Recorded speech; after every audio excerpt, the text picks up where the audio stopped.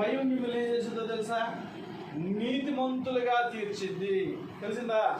నీతిమంతులుగా తీర్చిద్ది. చిన్న పిల్లల్లోనే ఈ రోజుల్లో పాపం ఎక్కువగా ఉంటుంది, చెడు ఎక్కువగా ఉంటుంది. చిన్నపిల్లలంటే ఒకప్పుడు దేవునితో సమానంగా చూసేవాడు, కానీ ఇప్పుడు అరిచేతుల్లోకి పెంకులు వచ్చేసినాక ఏమొచ్చింది? ఇప్పుడు అరిచేతుల్లోకి పెంకులు వచ్చేసి ప్రతి ఒక్కడికి చేతుల్లో సెల్ ఫోన్ రావటం, వాడి ఆలోచనలు చెడిపోయినాయి, తలంపులు చెడిపోతున్నాయి. కొనుక్కుంటారే కానీ వాళ్ళకి వచ్చేటటువంటి కళలు కూడా అపవిత్రమైన కళలు అయిపోతున్నాయి. మనిషి పాడైపోయాడు. ఏమైపోయాడు?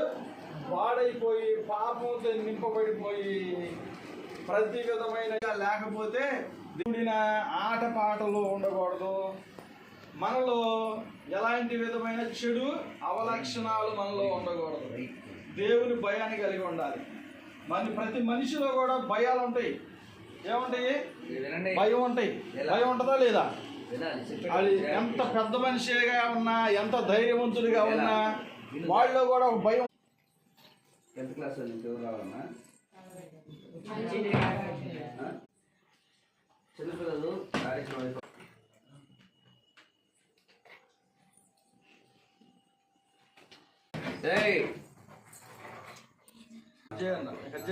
మీరే మీరే హ్యాపీ